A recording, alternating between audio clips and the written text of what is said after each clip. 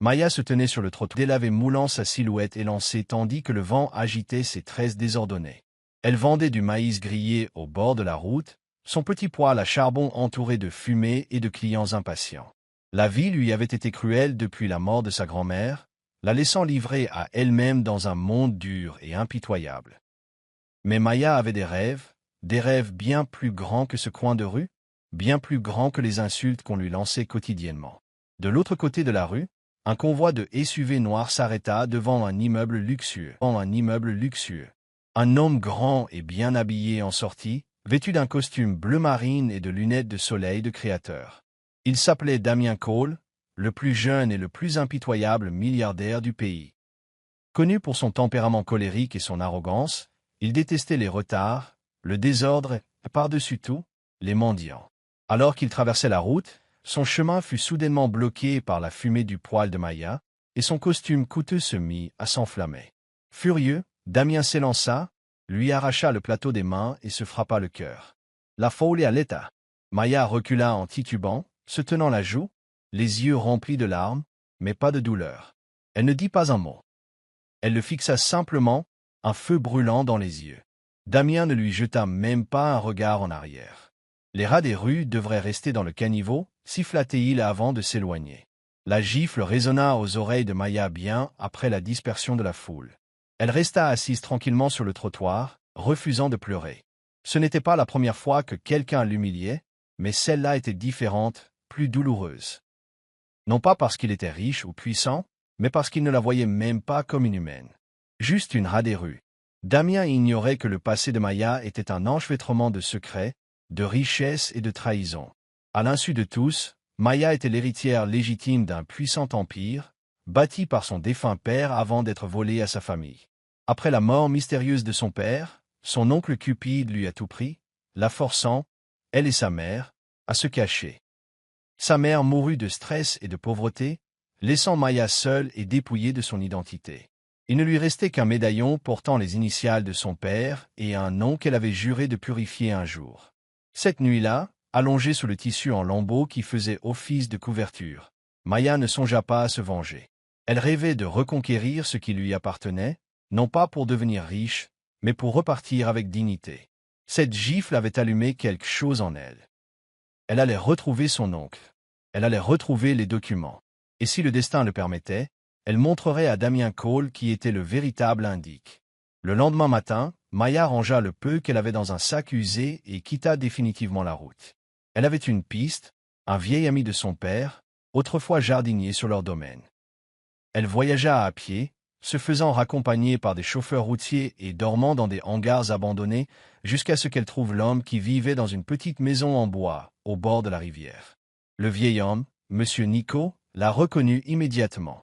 « Tu as le regard de ton père », dit-il, submergé par l'émotion. Après avoir entendu son histoire, il révéla une vérité bouleversante.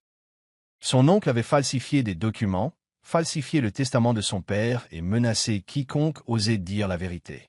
Mais il y avait de l'espoir. Il avait une clé, bien réelle, cachée dans son hangar, qui ouvrait un coffre-fort contenant le testament original et les titres de propriété. Les mains tremblantes, Maya prit la clé. Son cœur battait la chamade, mêlé de peur et d'excitation. C'était le début de son voyage pour reconquérir son héritage. « Tu dois être prudente, prévint Nico. Ton oncle est puissant, et il te surveille. » Maya hocha la tête. Elle n'était plus seulement une vendeuse de maïs. Elle était la fille d'un lion, et son rugissement était imminent. De retour en ville, la gifle de Damien était devenue virale. Un témoin avait filmé l'incident et l'avait publié en ligne. Les réactions sur les réseaux sociaux ont été mitigées. Certains ont salué la discipline de Damien, tandis que d'autres ont critiqué sa cruauté.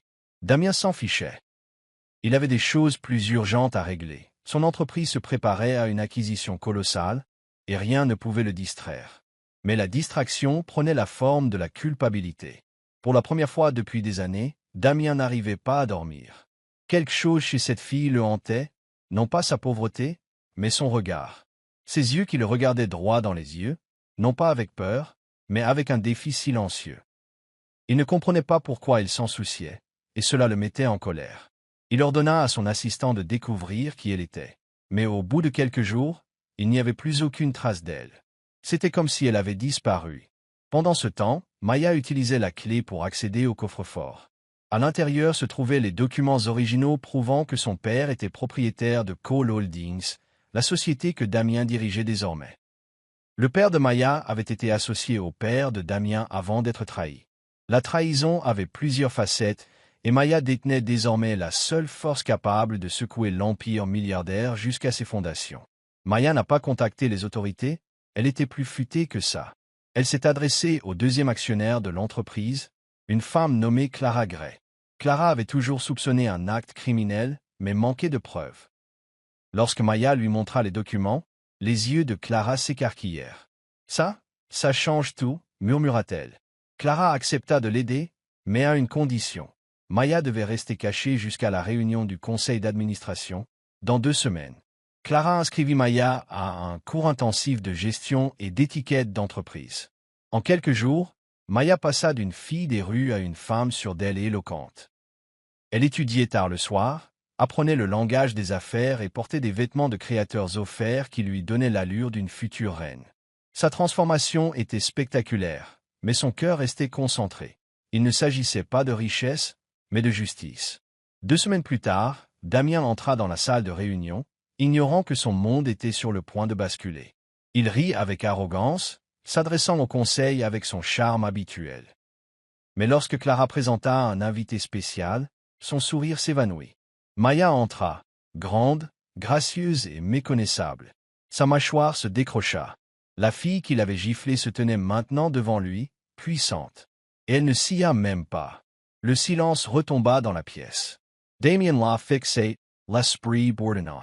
Elle lui semblait familière, terriblement familière. Mais à cet instant, il ne parvenait pas à la reconnaître. Maya parla avec assurance, se présentant comme Maya Hamilton, fille du véritable fondateur de l'entreprise. Elle présenta les documents au conseil, chacun validant ses dires. Des exclamations de surprise emplirent la salle lorsque Clara la soutint, confirmant l'authenticité du document. Le visage de Damien pâlit. « C'est n'importe quoi », a-t-il rétorqué. « Je dirige cette entreprise depuis 10 ans. C'est une imposture. » Mais le conseil d'administration n'y croyait pas. Il a demandé une enquête approfondie et suspendu temporairement Damien de ses fonctions décisionnelles. L'humiliation était insupportable. Il quitta la pièce en claquant la porte, mais pas avant d'avoir croisé le regard de Maya, réalisant enfin qui elle était. De retour dans son appartement, Damien s'enivra jusqu'à en devenir ivre. Comment une fille de la rue, qu'il avait giflée, pouvait-elle être l'héritière légitime? C'était insensé. Il a ordonné à son détective privé de fouiller son passé, cherchant désespérément quelque chose qui puisse la discréditer. Mais ce qu'il a découvert n'a fait qu'empirer les choses. L'histoire de Maya était vraie. Pire encore, sa lignée lui donnait des parts majoritaires dans son entreprise. Damien était désormais son employé. Damien était assis dans son appartement, le regard vide fixé sur le mur, l'ego irrémédiablement meurtri. Tout ce qu'il avait bâti, chaque geste impitoyable, chaque nuit blanche, était désormais entre les mains d'une fille qu'il avait humiliée publiquement. Pire encore, Internet avait révélé la vidéo de la gifle, la comparant aux nouvelles images de Maya dans la salle de réunion. Le public s'était retourné contre lui comme un loup. Son nom était devenu tendance pour de mauvaises raisons. Pendant ce temps, Maya entrait pour la première fois dans le bureau de son défunt père. Il était encore intact, presque figé dans le temps. Tandis qu'elle caressait le bureau poli, des souvenirs de rire, de sécurité et d'amour la submergeaient. Elle se jura de lui rendre tout ce qu'il avait perdu. Mais les choses n'étaient pas si simples. Bien qu'elle détienne désormais le pouvoir, Damien avait encore des fidèles au sein de l'entreprise. Des rumeurs de sabotage circulaient dans les couloirs. Cette semaine-là, Maya reçut un mot anonyme glissé sous la porte de son bureau. « Attention à vos arrières. » Il ne perd pas en silence. Elle n'avait pas besoin de demander de qui il s'agissait. Damien n'avait jamais été homme à abandonner un combat. Mais ce qu'il ignorait, c'est que Maya n'était plus la fille qu'il avait giflée. Elle avait désormais des griffes, et elle était prête à s'en servir. Fidèle à son avertissement, Damien riposta, mais pas au tribunal. Il a lancé une campagne médiatique, présentant Maya comme une imposture, une arnaqueuse habile qui a trompé le conseil d'administration. Il a payé des tabloïds pour déformer son histoire, montrer des vidéos éditées d'elle vendant du maïs, se moquant de sa transformation. Du jour au lendemain, la sympathie qu'elle avait gagnée a commencé à vaciller. On commença à se demander si elle n'était pas trop jeune, trop inexpérimentée. Maya, cependant, avait appris le jeu. Sous la direction de Clara, elle donna des interviews à la presse, délivrant des déclarations calmes et articulées, appuyées par des preuves et une assurance certaine. Sa grâce sous le feu des critiques a de nouveau conquis les cœurs. Un journaliste audacieux a posé une question sur la gifle. Maya a souri faiblement et a dit « Parfois, l'univers utilise la douleur pour réveiller le lion qui sommeille en vous. » Cette phrase est devenue virale. Le vent a de nouveau tourné en sa faveur. Derrière les portes closes, Damien bouillonnait de rage. Il l'avait sous-estimé, une fois de plus. Mais il n'était pas prêt à s'avouer vaincu. Au lieu de cela, il décida de commettre l'impensable, se rapprocher d'elle. Non pas par des excuses, mais par la manipulation. S'il parvenait à gagner sa confiance, peut-être trouverait-il une faille dans son armure. Il savait être charmer. Il ne s'était simplement pas rendu compte que Maya avait déjà vu le loup sous la peau du mouton. Damien arriva à son bureau un matin avec des fleurs et un sourire suffisant. Une trêve? Il proposa. Maya regarda le bouquet, puis lui, l'air indéchiffrable. Si tu es là pour jouer, tu repartiras avec des épines dans la main. Damien rit doucement, masquant son malaise. J'avais tort. Parlons-en, et peut-être même recommençons-nous? Maya fit semblant d'y songer. Elle connaissait bien cet homme. Arrogant, rusé et calculateur. Mais le garder près d'elle lui donnait un avantage. Elle accepta donc de déjeuner. La nouvelle se répandit comme une traînée de poudre dans l'entreprise. La fille qui l'avait giflé dînait maintenant avec lui, et personne ne comprenait. Certains murmuraient que c'était un pardon. D'autres flairent le scandale. Au déjeuner, Damien tenta d'adoucir son image. Il parla de la solitude que pouvait engendrer le succès, de sa perte de contact avec la réalité. Maya écouta attentivement, mais son esprit resta vif. « Tu t'es déjà demandé ce que ça faisait d'être frappé par le destin ?» demanda-t-elle avec désinvolture. Il marqua une pause, pris au dépourvu. « Chaque jour désormais, répondit-il. Pendant un bref instant, Maya vit quelque chose d'humain en lui, mais elle n'y crut pas. À mesure que leur trêve progressait, Maya remarqua de subtils changements. Damien cessa ses attaques médiatiques. Il la défendait même lors des réunions. Les employés commençaient à se demander s'il n'y avait pas autre chose que des relations professionnelles entre eux. Maya laissait les rumeurs circuler, c'était un camouflage utile. Mais au fond, sa garde ne baissait jamais. Elle connaissait Damien. C'était un cobra, toujours venimeux, même immobile. Clara restait sceptique. Il manigançait quelque chose, prévint-elle. Les hommes comme lui ne changent pas.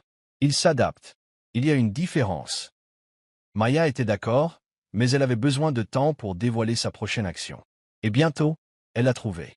Un soir, elle a entendu Damien chuchoter au téléphone devant le bureau. Elle me fait confiance maintenant.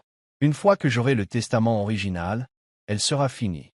Il ne l'avait pas remarqué derrière la porte vitrée. Maya ne l'a pas affronté. Au lieu de cela, elle sourit le lendemain, jouant le jeu mieux que lui.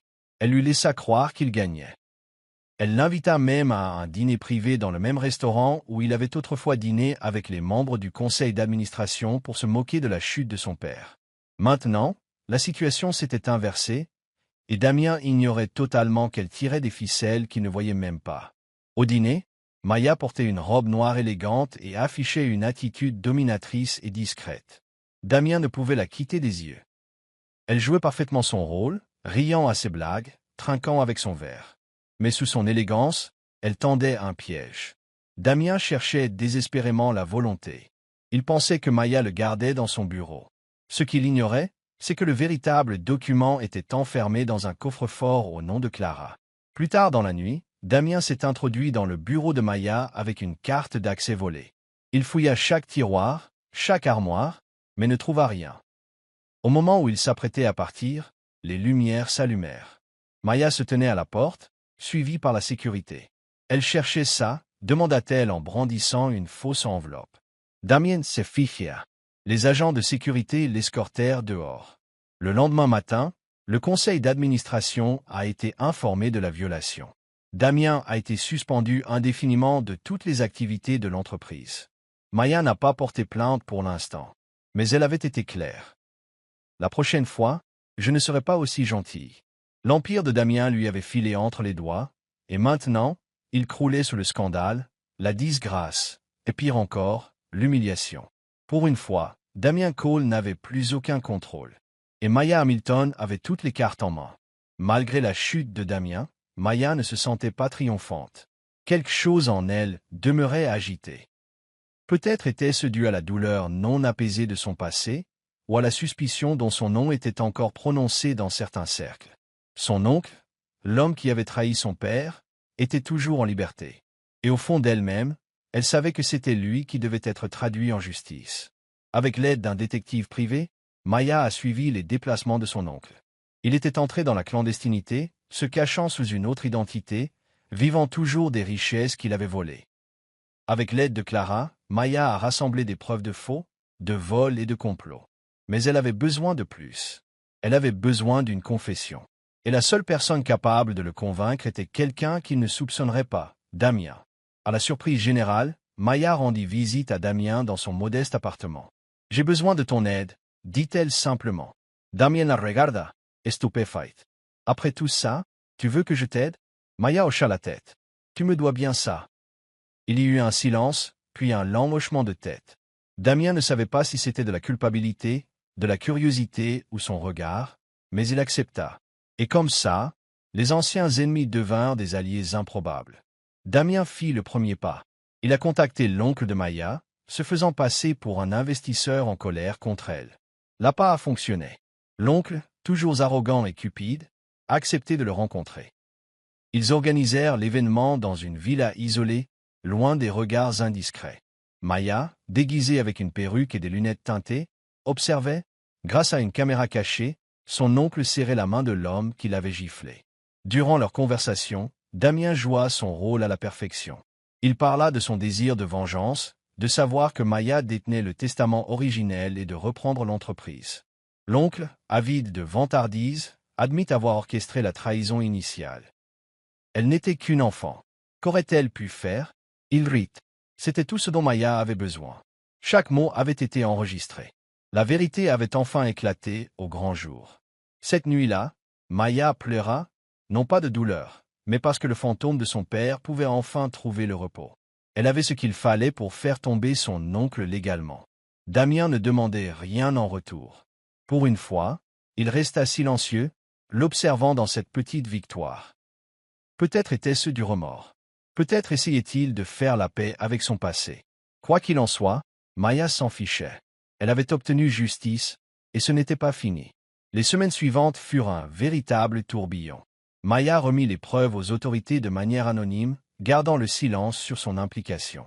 Son oncle fut arrêté lors d'un faux gala de charité, entouré de caméras. La nouvelle a fait les gros titres.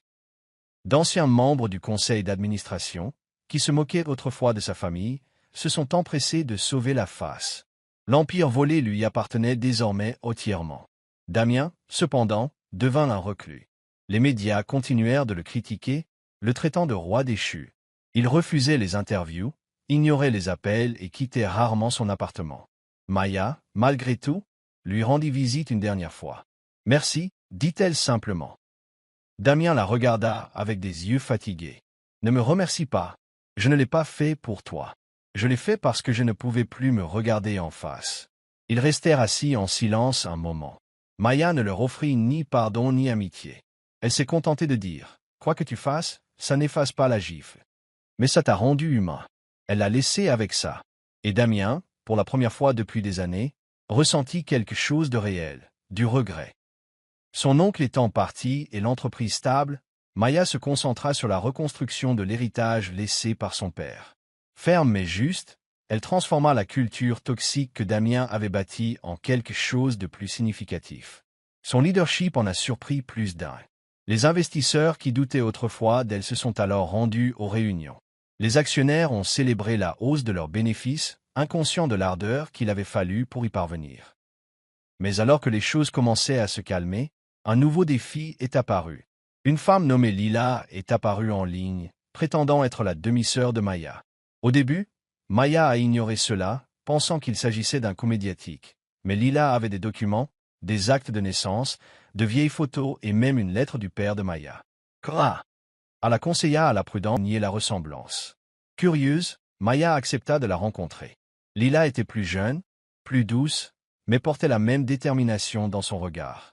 Il t'aimait plus que tout, dit-elle avec une pointe de tristesse. J'étais le secret, celle que personne ne connaissait. Le monde de Maya bascula, à nouveau. Alors qu'elle pensait avoir reconstitué sa vie, une autre pièce manquante apparut. Et avec elle, un nouveau rebondissement. Maya décida de faire un test ADN. Les résultats confirmèrent que Lila était bien sa demi-sœur. La révélation la frappa comme une vague. Elle avait passé toute sa vie à se croire seule, orpheline et trahie. Maintenant, une sœur se tenait devant elle, avec un passé commun et 1000 questions. Pourquoi maintenant? Demanda Maya. Pourquoi se manifester après tout ça? Lila expliqua que leur père lui rendait visite en secret depuis des années, les soutenant discrètement, elle et sa mère. Après sa mort, la mère de Lila tomba malade et mourut. Laissée sans rien, Lila commença à fouiller dans le passé et découvrit Maya. « Je ne suis pas venue pour prendre quoi que ce soit, » dit-elle. « J'ai découvert la seule famille qui me reste. » Toujours indécise, Maya lui a proposé de rester quelques jours dans une chambre d'amis. Clara était méfiante, mais Maya, au fond d'elle-même, voulait à nouveau croire en sa famille. Elle observait Lila de loin, son sourire, sa façon d'arpenter les couloirs du manoir comme si elle y était chez elle. C'était à la fois réconfortant et troublant. Maya avait du pouvoir, de la richesse et du contrôle, mais c'était personnel. Lila s'installa facilement chez Maya. Trop facilement, pensa Clara. Elle a commencé à remarquer que des choses disparaissaient, de petites choses au début. Un collier, un bracelet. Puis des fichiers confidentiels furent consultés sur l'ordinateur portable de Maya. Clara en parla avec prudence, mais Maya balaya l'affaire du revers de la main, la considérant comme une coïncidence. Elle est de la famille, insista-t-elle. Un soir, Maya entendit un appel téléphonique. Lila parlait à quelqu'un de la nécessité de gagner sa confiance et d'obtenir ce qu'il mérite. Ce mot fit froid dans le dos à Maya. Elle confronta Lila, exigeant des réponses. Le sourire de Lila s'effaça. « Tu crois que je suis venue ici pour jouer à la poupée ?» rétorqua-t-elle. « Je suis venue pour ce qui m'appartient. La moitié de tout. Il était aussi mon père. » Tout s'est mis en place. Lila était venue préparer, non pas aux retrouvailles, mais à la guerre. Maya sentit les murs se refermer, trahison par le sang cette fois. Elle avait affronté des ennemis en costume-cravate, mais rien ne pouvait la préparer à la douleur de la rivalité fraternelle. La gifle qui avait tout déclenché commençait à faire l'effet d'une étincelle comparée à l'incendie qui couvait. Maya appela un avocat. Si Lila voulait la guerre, elle l'obtiendrait, légalement. Ils réexaminèrent le testament.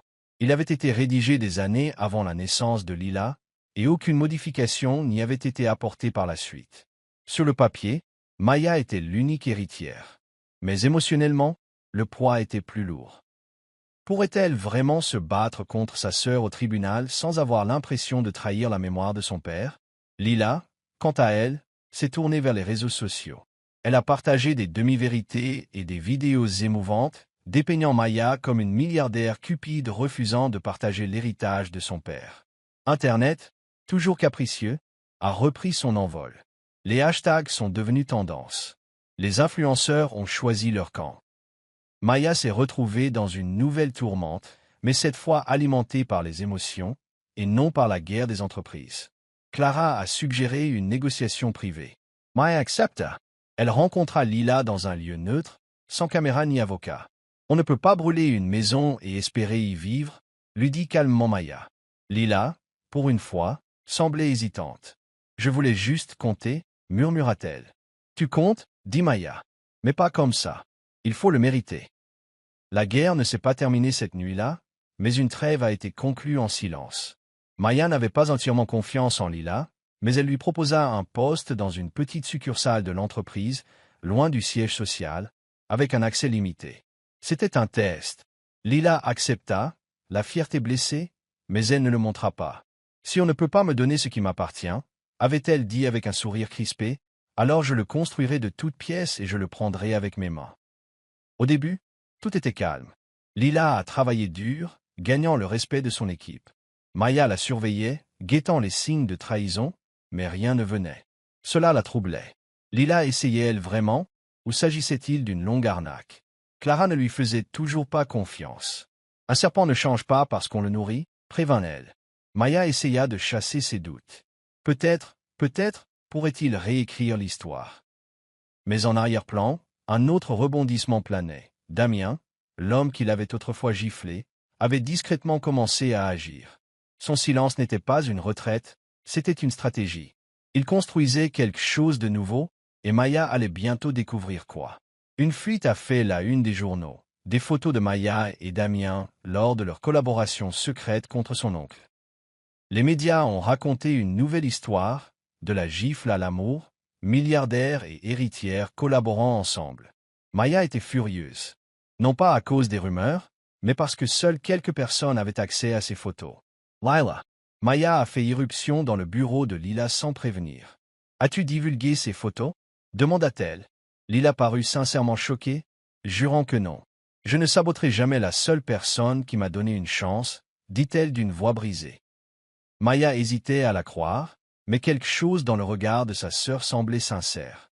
Mais l'équipe de Maya a creusé plus profondément. Les photos avaient fuité via un compte jetable, remontant à quelqu'un travaillant dans l'agence de Lila, mais pas directement à Lila. Lila était victime d'un coup monté, ou un proche était imprudent. Maya avait le choix. Affronter à nouveau Lila ou la protéger et nettoyer le désordre en silence. Elle a choisi la deuxième option. Mais cela lui laissait un goût amer. Pendant ce temps, Damien était de retour sous les projecteurs. Il avait lancé une nouvelle entreprise, cette fois dans les médias et le divertissement. Et il réussissait vite. Maya n'arrivait pas à comprendre. Après tout ce qu'il avait fait, pourquoi les gens l'accueillaient-ils à nouveau?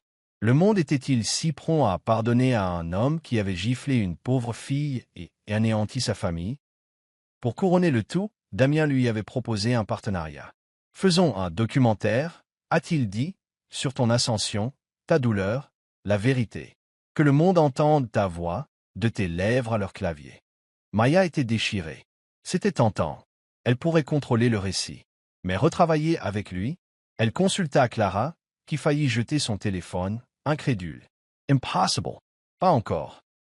Mais Maya avait appris que la vengeance ne se résumait pas toujours à des gifles ou à des audiences, mais à s'élever au-dessus et à utiliser la main qui vous a blessé pour perpétuer votre propre héritage.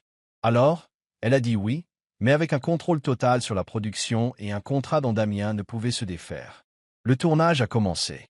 Maya a raconté son histoire, de la gifle à la trahison, de la solitude à la vengeance. Mais tandis que la caméra tournait, Damien s'est lui aussi confié. Il a parlé de son éducation, de sa peur de la faiblesse et de la façon dont la gifle infligée à Maya ce jour-là était le fruit de sa propre fierté brisée. « J'étais un lâche, a-t-il dit, et cela m'a tout coûté. » Le public était captivé. L'honnêteté brute. La tension non résolue. Les regards empreints d'émotion entre deux personnes liées par une douleur passée. Le documentaire est devenu viral avant même la fin de la post-production.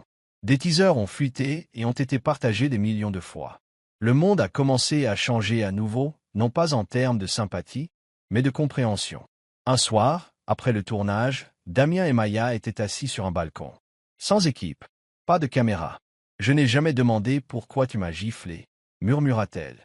Damien détourna le regard. « Parce que tu m'as rappelé tout ce que je n'étais pas. Fort, incassable. Tu m'as embarrassé sans dire un mot. » Maya le regarda, silencieuse. Et maintenant, elle demandait. Maintenant, dit-il, c'est toujours le cas. La sortie du documentaire a provoqué un véritable buzz. Le nom de Maya est devenu mondial. Son histoire a trouvé un écho auprès de ceux qui avaient été réduits au silence, ignorés ou maltraités. Mais la célébrité a engendré de nouveaux ennemis. De faux amis ont réapparu. Des opportunistes déguisés en sympathisants ont inondé sa boîte mail. Et au milieu de tout cela, Lila a commencé à changer. Lila est devenue distante, froide. Clara l'a remarqué en premier. Elle est jalouse, prévint-elle. Tu as ouvert la porte, et maintenant elle veut toute la maison. Maya ne voulait pas y croire. Elle pensait qu'il guérissait. Mais la goutte d'eau qui a fait déborder le vase est arrivée lorsque Lila a annoncé qu'elle lancerait une entreprise concurrente en s'appuyant sur les informations privilégiées de sa branche. Maya ne l'en empêcha pas. Au contraire, elle la laissa partir. Discrètement, elle engagea un enquêteur pour surveiller la nouvelle entreprise. Si Lila voulait mordre la main qui la nourrissait, elle devrait ruminer bien plus que de la fierté. Maya n'était plus la pauvre fille giflée. Elle était une tempête qui avait appris à danser sous son propre règne. L'entreprise de Lila a rapidement fait la une des journaux. Elle s'est positionnée comme le véritable visage de l'héritage, utilisant sans vergogne le nom de leur père.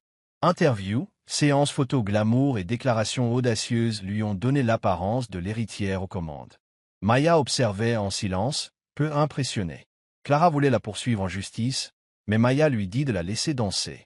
Elle ne réalise pas que la musique est sur le point de s'arrêter. Et c'est ce qui s'est passé.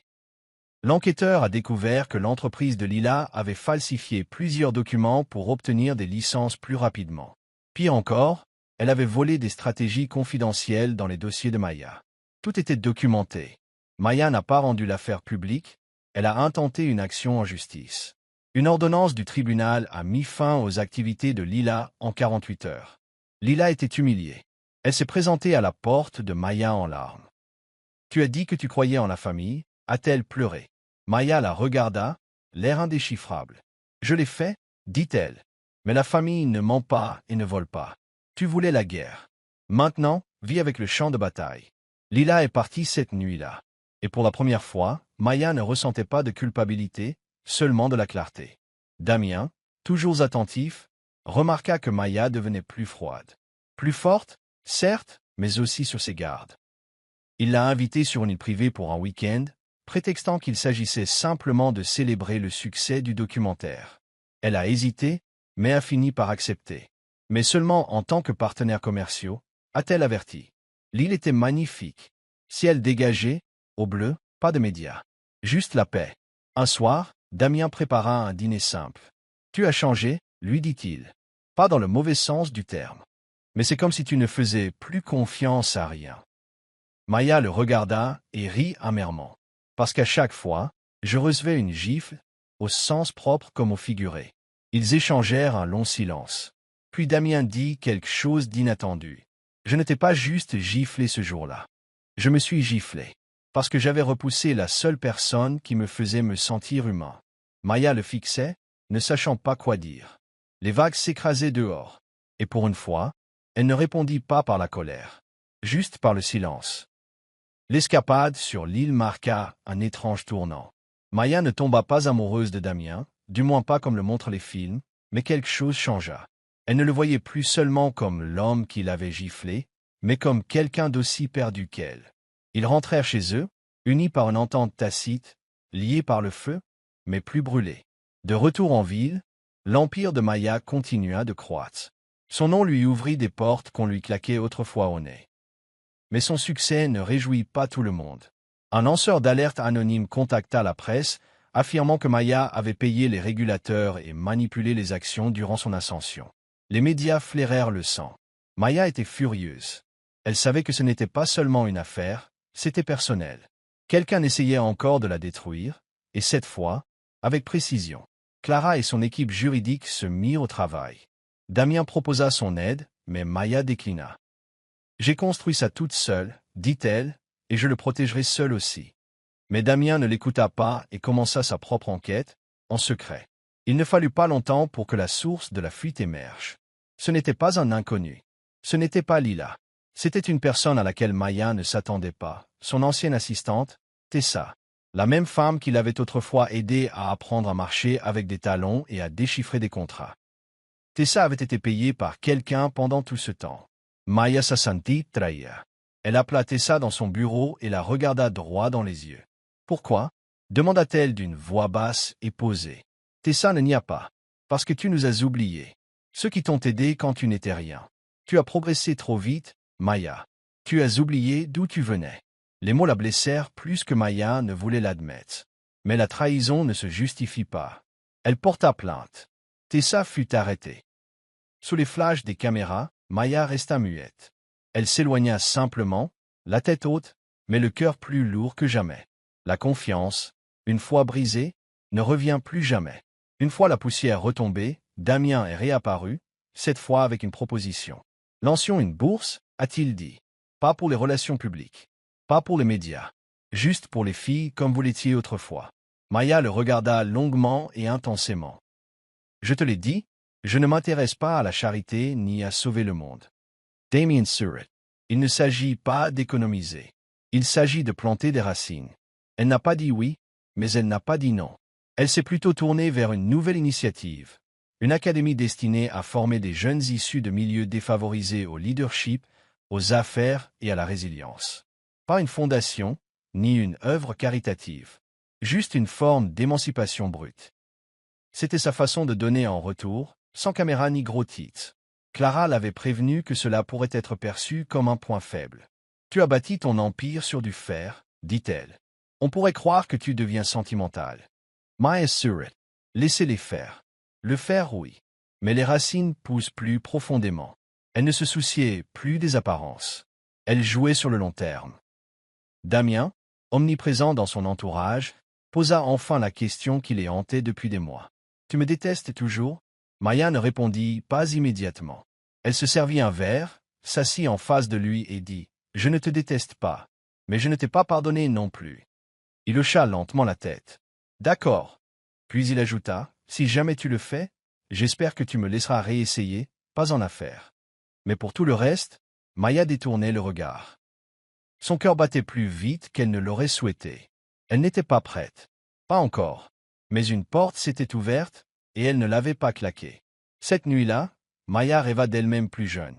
La fille du café, couverte de soupe, les joues brûlantes à cause de la main d'un inconnu. Elle se réveilla avec des larmes sur son oreiller. Non pas de tristesse, mais de soulagement. Cette fille avait disparu. À sa place se tenait une femme qui avait bâti un royaume sur les cendres de l'humiliation.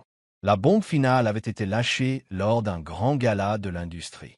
Maya entra, vêtue comme une princesse, et découvrit que l'hôte n'était autre que le père de Damien, Victor Sterling, dont il était séparé. Celui-là même qu'il a traité autrefois de rat de l'élite.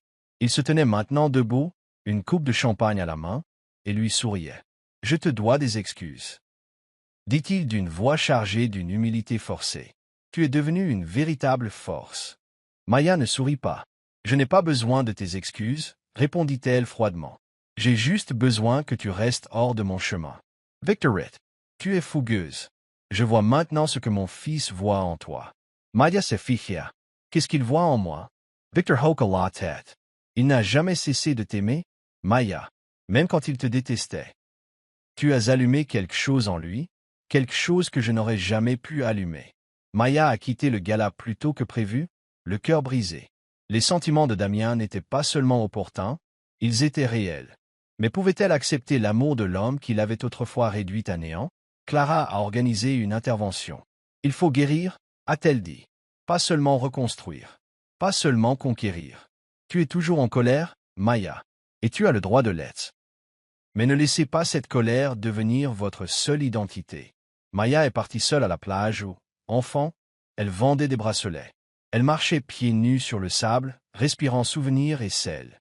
Elle s'assit au bord de la mer, laissant l'eau caresser ses pieds. Et pour la première fois depuis des années, elle pleura, non pas de douleur, mais de paix. À son retour, elle appela Damien. « Rends-toi, dit-elle. » Ils se sont rencontrés dans le même café où tout a commencé. Pas de caméra. Pas de garde du corps. Juste eux. « Tu m'as giflé une fois, dit-elle. Et ça m'a brisé. Mais ça m'a aussi réveillé. Je ne vous en remercierai pas, mais je dirai ceci. J'en ai assez que ça soit la seule partie de notre histoire. » Ils ont commencé doucement. Les dîners, des promenades, des conversations qui ne finissaient pas en sarcasme ni en jeu de pouvoir. Maya ne tombait pas amoureuse. Elle se redécouvrait dans un espace qui n'était pas fondé sur la vengeance ou la survie. Damien respectait son espace, son rythme, son silence. Mais le monde continuait de la regarder. Les rumeurs allaient bon train. Les gros titres se demandaient si le milliardaire et la fille giflée étaient finalement une histoire d'amour. Maya les ignora. Il ne s'agissait pas d'une histoire d'amour pour les autres, mais de réécrire sa propre histoire. Un soir, Damien lui tendit une petite boîte en velours. Elle l'ouvrit et y trouva une simple bague en or, sans diamant, sans éclat. « Ce n'est pas une demande en mariage, dit-il. C'est un rappel. Quoi qu'il arrive, vous n'êtes pas votre douleur. Vous êtes votre pouvoir. » Elle le portait, non pas à l'annulaire, mais autour du cou. Mais la paix n'est jamais éternelle dans le monde de Maya. Un autre scandale éclata. Quelqu'un avait modifié le documentaire, coupant des scènes pour faire croire que Damien était toujours violent et manipulateur. Des protestations ont éclaté. Les sponsors se sont retirés. La haine s'est emparée de lui. Maya a tenu beau. Elle a tenu une fusée en direct les images intégrales. Elle a regardé droit dans la caméra. J'ai reçu une gifle. Mais je ne suis pas resté à terre. On s'est moqué de moi. Mais je ne suis pas resté silencieux. Et je ne laisserai personne réécrire ma vérité. La réaction négative s'est transformée en soutien. L'opinion publique a de nouveau changé. Les gens ont vu sa force, son honnêteté. Damien se tenait à ses côtés, fier mais silencieux. C'était son moment. Et elle l'assumait pleinement. Les années passèrent. Le nom de Maya devint légendaire. Son académie s'agrandit. Elle a écrit un livre, non pas sur la vengeance ou l'amour, mais sur la survie, l'épanouissement et l'identité. Il s'est vendu en quelques heures. Son visage n'apparaissait plus seulement dans les magazines. C'était dans les salles de classe, les salles de réunion et les rêves. Lila est revenue un jour, transformée, humble, avec sa propre fille. « Je veux qu'elle apprenne de toi. » dit-elle doucement. Maya regarda sa nièce, les yeux remplis d'innocence. Puis, laissa-la apprendre tout, y compris nos erreurs. Maya n'était plus amère. Elle n'était pas en colère. Elle était libre. Et la liberté, apprit-elle, ne consiste pas à tourner le dos au passé. Elle y marche, ensanglantée, meurtrie, mais respirante. À l'occasion de l'anniversaire de la fondation de son empire, Maya visita le café une dernière fois. Le gérant l'accueillit avec admiration. « C'est vrai ?» demanda-t-il. « Tu as reçu une gifle juste là. » Un jour, il désigna un siège près de la fenêtre. Maya sourit. « Oui, dit-elle, juste là. » Elle s'assit, cette fois-ci en femme qu'elle s'était battue pour devenir. Alors que le soleil disparaissait derrière l'horizon de la ville, Damien entra, s'assit en face d'elle et lui prit simplement la main. Elle regarda par la fenêtre, le cœur en paix. De la douleur à la puissance. De la gifle à l'héritage. Elle n'était plus la pauvre fille. Elle était la femme qu'il ne reverrait jamais.